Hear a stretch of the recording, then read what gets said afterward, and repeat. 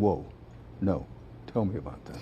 Well, actually, Elvis loved the song. That was when he and Priscilla were having their problems, which I met her recently, and she told me that Elvis loved that song. And She was the squeaky-clean Disney princess, the beloved goddaughter of America's country music sweetheart, Dolly Parton.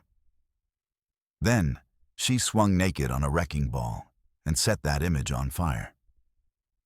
But what if I told you that the entire meltdown, the controversy, the rebellion, was secretly the smartest move of her career? A move her legendary godmother understood better than anyone. That's the question that sits at the heart of one of the most fascinating celebrity stories of our time. You clicked on this video wanting to know whatever happened to Dolly Parton's goddaughter. And you clicked on the right place. In this video, we are going to pull back the curtain on the incredible and often controversial life of Miley Cyrus. We won't just rehash the headlines. We will uncover her complete journey. From the crushing pressure of the Disney machine to her calculated explosion as a global provocateur. We'll dive deep into the scandals that nearly derailed her career and answer the ultimate question. Where is she today? And what was the untold story of Dolly Parton's guidance through it all? To create this video, I've spent weeks digging through over 100 interviews, documentaries, articles, and biographies, some going back to the early 90s, to piece together the real narrative that most people miss. We're going beyond the clickbait to understand the woman behind the wrecking ball and the legend who stood by her side. And make sure you stick around until the very end, because I'll share a surprising, almost forgotten quote from Dolly herself that completely reframes Miley's entire rebellious phase and proves just how deep their understanding truly runs. This is the story you haven't heard. But before the controversy, before the worldwide fame, before she was even Miley, she was Destiny Hope Cyrus. To understand the explosion, you first have to understand the gilded cage she grew up in. So, how did a girl from Franklin, Tennessee, born to a country star, become the biggest, most controlled teen idol on the planet? And what was Dolly's secret role in her meteoric rise? Miley was born in 1992, not just into a family, but into a brand. Her father, Billy Ray Cyrus, had just months earlier released Achy Breaky Heart, a song so massive it became a global cultural phenomenon. From the moment she was born, Destiny Hope was surrounded by the machinery of fame. Her nickname, Smiley, which later became Miley, was born from the constant grin she wore as a baby, a smile that would one day be worth billions of dollars. The Cyrus family lived on a sprawling 500-acre farm in Tennessee. It was an idyllic setting, but the entertainment world was never far away. Billy Ray was a close friend and collaborator with another Tennessee legend, Dolly Parton. Their friendship wasn't just a casual industry acquaintance. It was a deep, personal bond forged in the fires of the Nashville music scene. Dolly saw in Billy Ray a kindred spirit, another artist from humble Appalachian roots who had shot to stardom. When his daughter was born, the choice for a godmother was obvious. Dolly Parton wasn't just a ceremonial title. She became a very real presence in Miley's life. Dolly has often said, "I've known her since she was a baby." She was Aunt Dolly, the larger-than-life figure with a big heart and even bigger hair who would pop in and out of her life. This connection, forged long before Hollywood came calling, would become the anchor in the storm to come. The turning point came when Miley was just 11 years old. She saw a production of Mamma Mia and was bitten by the acting bug. She decided she wanted to be an actress. With her father's connections, getting an audition wasn't the hard part. The hard part was proving she was more than just Billy Ray's daughter. She auditioned for a new show on the Disney Channel. Interestingly, she didn't even go for the lead role initially. She auditioned for the part of the main character's best friend, Lily Truscott. The casting directors were impressed, but felt she was too young and small for the part. Yet, they couldn't forget her. Her charisma, her comedic timing, and her undeniable star power were so potent that they completely rethought their plans. Disney called her back. They didn't give her the best friend role. They gave her the entire show. The character of Miley Stewart, the regular girl living a secret double life as pop star Hannah Montana, was built around her. The success was instantaneous and staggering. Hannah Montana debuted in March 2006 to the highest ratings ever for a Disney Channel original series. It wasn't just a TV show. It was a global empire. There were albums, sellout concert tours, a 3D concert film, and merchandise flooding every store. At the center of it all was a young teenager, Miley Cyrus, whose identity was now inextricably linked with the blonde-wigged, wholesome pop star she played on TV. Disney's control was absolute. Every lyric, every outfit, every interview answer was carefully curated to maintain the family-friendly image. She was bubbly, she was polite, she was perfect. And to cement this image of wholesome, multi-generational appeal, who better to bring in than her real-life godmother?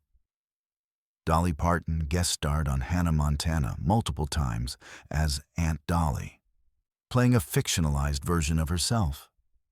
These appearances were marketing genius. They solidified the public narrative. Miley was the heir apparent to Dolly's America's Sweetheart throne. She was a good girl from a good family, mentored by a living legend. In a 2008 interview, Dolly gushed about her goddaughter's success, saying, "I'm just so proud of her. She's a great singer, she's a great little actress, and she's a great comedian. She's got it all." On the surface, it was a fairy tale. A young girl living out her dreams, guided by her loving family and a legendary godmother. But the pressure was immense. Miley was working grueling hours, living up to an impossible standard of perfection, and her own identity was being subsumed by the fictional character she played. She was growing up, but her image was frozen in time. She had $1 billion smile and the world at her feet. But a cage, even a golden one, is still a cage. And Miley was about to find a sledgehammer. What happens when a pop princess decides she'd rather be a cultural provocateur? Miley's next move wasn't just a change in musical direction. It was a calculated cultural detonation that many, especially her young fans and their parents, were completely unprepared for. This was the era that would define her, for better or worse. The cracks in the Disney facade began to show long before the wrecking ball. The first major tremor was in 2008, a now infamous Vanity Fair photo shoot with photographer Annie Leibovitz. A 15-year-old Miley was pictured with her back to the camera, seemingly topless, covered only by a satin sheet. The public outcry was immediate and fierce. Parents were horrified. The media labeled it a scandal. Disney went into damage control, and Miley was forced to issue a public apology, stating she was embarrassed by the photos. Looking back, it was a clear signal. The real Miley was restless and wanted out. By 2010, the final season of Hannah Montana was airing, and Miley was ready to shed her skin. She released the album Can't Be Tamed. The title track's music video was a powerful, if not particularly subtle, metaphor. In it, she was portrayed as a rare, exotic bird-like creature. trapped in a cage for the entertainment of a stuffy, wealthy audience. She eventually breaks free, leading a rebellion with her fellow dancers. The message was unmistakable. I'm not your pet. I can't be tamed. The album was a commercial disappointment compared to her Hannah Montana work, but it was a necessary declaration of independence. But that was just the appetizer. The main course, the cultural moment that would sever her ties to the past forever, arrived in 2013. The Bangerz era. First came the physical transformation. She chopped off her long brown hair and bleached it punk rock blonde. It was a radical statement, a visual rejection of the girl next door image. Then came the music. The first single, We Can't Stop, was a hazy, hedonistic party anthem. The video featured Miley with a gold grill, giant teddy bears, and scenes of surreal debauchery. It was a world away from Disney. And then came the 2013 MTV Video Music Awards.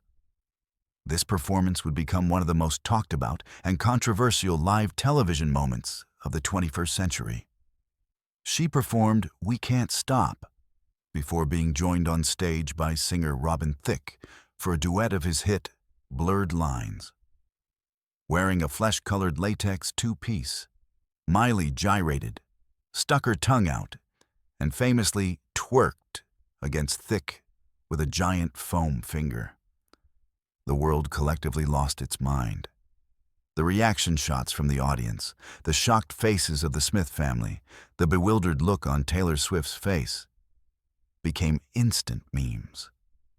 News outlets, parents' groups, and cultural critics condemned her performance as vulgar, desperate, and a betrayal of her young fan base.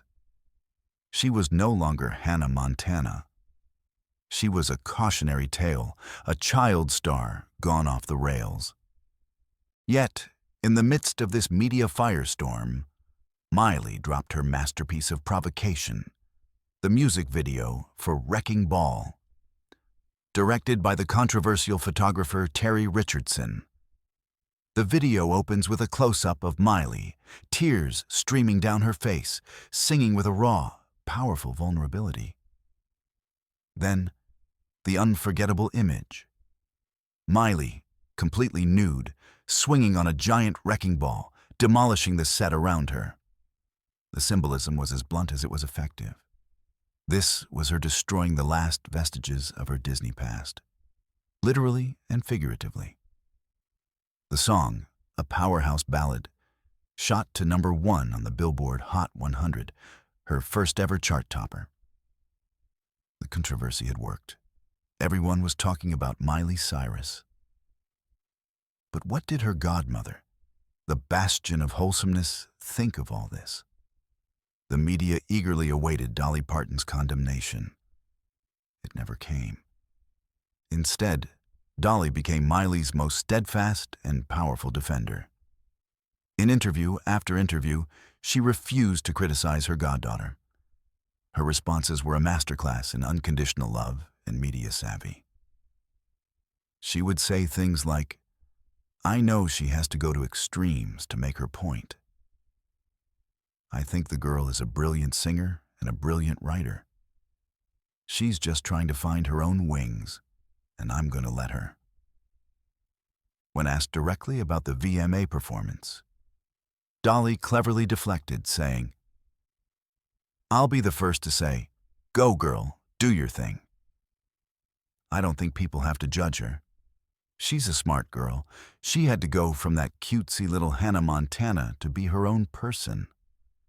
Dolly understood something the public didn't.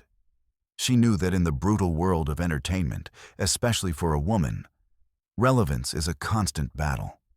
Dolly herself had used her exaggerated looks, the big wigs, the tight clothes, as a form of branding to ensure people paid attention.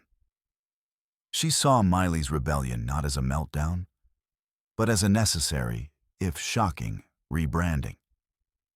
She had successfully shattered her Disney image. But in its place was a chaotic, unpredictable persona. Many wondered if she could ever transition from shock artist to respected musician, or if she'd simply become another child star cautionary tale. But they were underestimating the Cyrus Parton resilience. After the smoke from the wrecking ball cleared, a new Miley began to emerge. One who didn't need the shock tactics to command a stage. One who started to lean into the one thing that was never in doubt: her incredibly powerful and versatile voice. This was the long journey from provocateur to powerhouse, culminating in the ultimate validation: a Grammy. The immediate aftermath of the Bangerz tour was a period of artistic exploration that confused many. In 2015, she swerved left, releasing a surprise free album online called Miley Cyrus and Her Dead Pets. It was a sprawling, psychedelic, and deeply experimental project created with the avant-garde rock band The Flaming Lips. Commercially, it was a non-event. But artistically, it was a crucial statement. It proved she wasn't just chasing pop hits. She was a genuine artist willing to follow her own strange muse, no matter the commercial consequences. It was the first sign that there was a serious musician underneath the foam finger. 2 years later, in 2017, she took another pivot with the album Younger Now. The pendulum swung back towards her roots.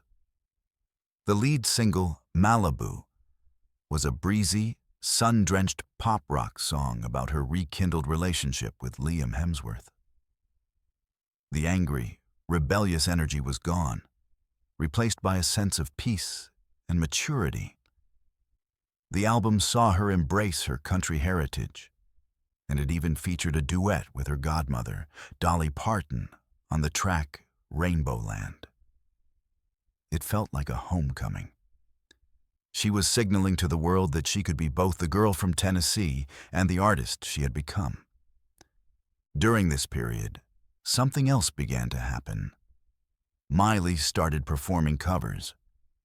But these weren't simple karaoke versions. She would take iconic songs and completely reimagine them with her raw, raspy, powerful voice. Her cover of Blondie's Heart of Glass went viral, earning praise from Debbie Harry herself. Her rendition of the Cranberries' Zombie was hailed as one of the best rock vocals in years. She sang with Metallica, she covered Pearl Jam. A new narrative began to form. Miley Cyrus wasn't just a pop star, she was a rock star. Critics and older audiences who had dismissed her as a gimmick were forced to reconsider. They couldn't deny the sheer, undeniable talent. This grassroots movement of respect, built one incredible cover at a time, laid the groundwork for her next official project. In 2020, she released Plastic Hearts, an album that was the perfect synthesis of her journey. It was a glam rock, punk-infused record that felt utterly authentic. It featured collaborations with rock legends like Billy Idol, Joan Jett, and Stevie Nicks. The album was a critical triumph. Rolling Stone praised her vocal prowess, and it was widely seen as the album she was always meant to make. It was the sound of an artist who had finally found her voice, both literally and figuratively. And that brings us to today. Where is Miley Cyrus now? She is, without a doubt, at the absolute peak of her powers. In early 2023, she released the single Flowers.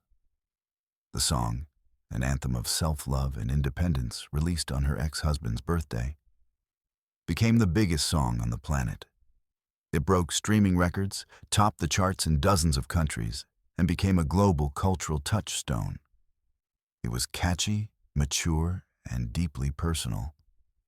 It was the work of a seasoned artist in complete control of her craft. The accompanying album, Endless Summer Vacation, continued this success. Then, in February 2024, the ultimate validation arrived. After years of being a critical and commercial force, Miley Cyrus finally won her first Grammy Awards, including the coveted Record of the Year for Flowers. Her acceptance speech was confident and joyful. Her live performance that night was electrifying, a victory lap for an artist who had fought tooth and nail to be seen on her own terms. She finally had it all: massive commercial success, widespread critical acclaim, and a sense of personal peace. But through all of these transformations, from Disney princess to pop rebel to rock powerhouse, one thing remained a quiet, constant force in the background: the unwavering, untold influence of her godmother. We see them on magazine covers. We hear the title, Godmother. But what is the real relationship between Dolly Parton and Miley Cyrus? The truth is far deeper than a simple family connection. It's a masterclass in mentorship, unconditional love, and the wisdom of letting someone find their own way, even if it means walking through fire. Dolly Parton's guidance was never about control. It was about support. Her core philosophy, which she has stated in countless interviews, is famously non-judgmental. "I'm not a judge, and I'm not a jury," she often says. "I'm a friend and a support system." While the world was clutching its pearls over Miley's behavior, Dolly was applying this exact philosophy. She understood that judging Miley would only push her away. Instead, she offered a safe harbor. Miley has spoken about this, saying that Dolly never once tried to tell her what to do, but was always there to listen. In one interview, Miley recalled, "The best advice Dolly's ever given me is, your dad's gonna tell you what to do. Your mom's gonna tell you what to do. The label's gonna tell you what to do. Don't ever do anything that you don't want to do." This advice, to trust her own instincts above all others, was the most liberating gift Dolly could give her during her most tumultuous years. Their relationship wasn't just private advice, it was a public shield. Dolly's calm, consistent public approval of Miley was strategically brilliant.